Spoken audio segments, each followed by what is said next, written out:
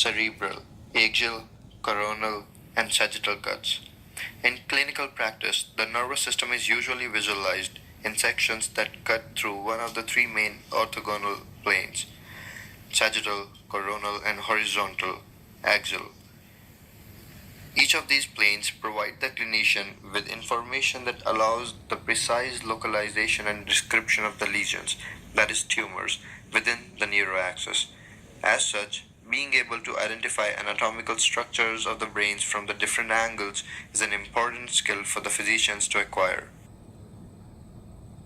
Cerebrum axial, head of caudate nuclei. Caudate nuclei are paired nuclei, which, along with the globus pallidus and putamen, are referred to as the corpus striatum and collectively make up the basal ganglia. In the horizontal section, the head of caudate makes up the floor of anterior horn of lateral ventricle, and for this reason the caudate is situated immediately adjacent to the anterior horn of lateral ventricle. Caudate lies anterior to the thalamus. Tail of caudate. The tail of caudate nucleus terminates immediately above the temporal horn of ventricle. It is bound laterally by the anterior crus of the internal capsule. The tail of caudate occupies roof of the inferior horn of lateral ventricle. The right and left amygdala provides ipsilateral connections via the tail of caudate to the corpus striatum. Putamen. The putamen is a round structure situated at the base of forebrain and is the most lateral of the basal ganglia nuclei on the axial section. Medially is the globus pallidus and laterally the external capsule. The putamen and globus pallidus are collectively referred to as the lentiform nucleus owing to their lens-like shape. Putamen is a large nucleus of the forebrain that, with the caudate nucleus, forms the striatum. The lateral globus pallidus combines with the medial globus pallidus to form the globus pallidus, an anatomical subset of basal ganglia. The globus pallidus is a paired structure and one of the nuclei that make up the basal ganglia. External capsule. The external capsule is a series of white matter tracts in the brain. They are situated between the putamen and claustrum. The external capsule is a route for cholinergic fibers from the basal forebrain to the cerebral cortex. The external capsule eventually joins the internal capsule around the lentiform nucleus. Internal capsule. The internal capsule is comprised of an anterior limb, genu, posterior limb, and sublentiform divisions. Anatomically, this is an important area because of the high concentration of both motor and sensory projection fibers. Now we talk about cerebrum sagittal. The frontal lobe is the part of the brain that controls important cognitive skills in humans, such as emotional expression, problem solving, memory, language, judgment, and sexual behavior. The parietal lobe integrates sensory information among various modalities, including spatial sense and navigation, also called proprioception. The main receptive area for the sense of touch, mechanoreception, is in the somatosensory cortex, which is just posterior to the central sulcus in the postcentral gyrus and the dorsal stream of the visual system. Temporal lobes are involved in high-level auditory processing.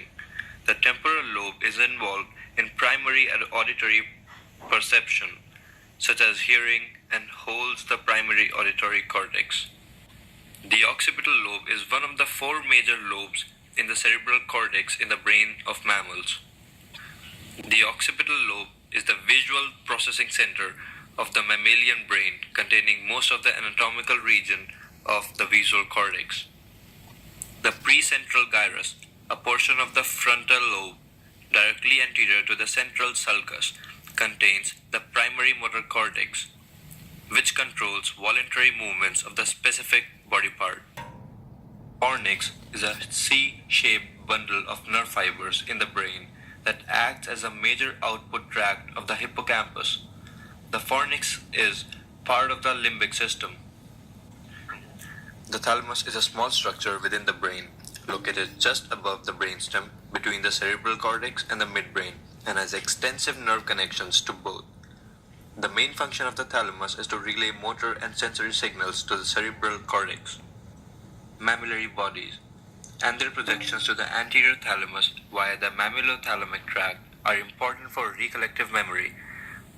The medial mammillary nucleus is mainly responsible for the spatial memory deficits in rats with mammillary body lesions. The lateral sulcus, also called sylvian fissure or lateral fissure, is one of the most prominent structures of human brain. It divides the frontal lobe and parietal lobe above from the temporal lobe below. It is in both hemispheres of the brain but is longer in the left hemisphere. The calcarine sulcus or calcarine fissure is an anatomical landmark located at the caudal end of the medial surface of the brain. Its name comes from the Latin calcar, meaning spur. It is a complete sulcus. Only a small part of the parieto-occipital sulcus or parieto-occipital fissure is seen on the lateral side of the hemisphere, its chief part being on the medial surface. The precentral gyrus, which may also be called the primary motor area or most commonly the motor strip, is immediately anterior to the central sulcus. It controls the voluntary movements of the skeletal muscles. Cell bodies of pyramidal tract are found on this gyrus. The postcentral gyrus is a prominent gyrus in the lateral parietal lobe of the human brain. It is the location of primary somatosensory cortex, the main sensory receptive area for the sense of touch. Like other sensory areas, there is a map of sensory space in this location, called the sensory homunculus. The prefrontal cortex is a part of the brain located at the front of the frontal lobe. It is implicated in a variety of complex behaviors, including planning, and greatly contributes to personality development. The angular gyrus is a region of the brain in the parietal lobe that lies near the superior edge of the temporal lobe and immediately posterior to the supramarginal gyrus. The lingual gyrus, brain structure aimed to processing vision, especially letters. It is named after the shape it most closely resembles, the tongue. The intraparietal sulcus is located on the lateral surface of the parietal lobe. Principal functions are related to perpetual motor coordination and visual attention, which allows for visually guided pointing, grasping, object manipulation, which produce desired effect.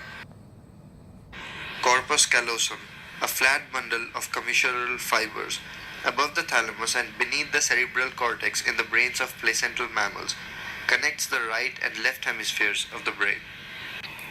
Fornix. It is located in the medial aspects of the cerebral hemispheres. The body of fornix joins the hippocampus and mammillary bodies, structures in the base of the brain that are involved in memory formation and recall. Cingulate gyrus. The cingulate cortex is a part of the brain situated in the medial aspect of the cerebral cortex. It forms a major part of the limbic system which has functions in emotional and behavior. Septum pellucidum. The septum pellucidum, translucent hedge, is a thin, triangular, vertical double membrane separating the anterior horns of the left and right lateral ventricles of the brain. Caudate. The caudate nuclei are located near the center of the brain, sitting astride the thalamus. It plays a vital role in how the brain learns, specifically the storing and processing of memories. Putamen. It is a round structure located at the base of the forebrain. It is involved in a very complex feedback loop that prepares and aids in movements of the limb. Globus pallidus. It is the part of the basal ganglia which among many other things regulate movements that occur on the subconscious level. Internal capsule. The internal capsule is a white matter structure situated in the inferomedial part of each cerebral hemisphere of the brain. Lateral ventricle. The ventricles of the brain are a communicating network of cavities filled with the CSF and located within the brain parenchyma. Anterior commissure. The anterior commissure, also known as the precommissure, is a bundle of nerve fibers, white matter, connecting the two temporal lobes of the cerebral hemispheres across the midline and placed in the front of the columns of the fornix. Temporal lobe. The temporal lobe is located beneath the lateral fissure on both cerebral hemispheres of the mammalian brain.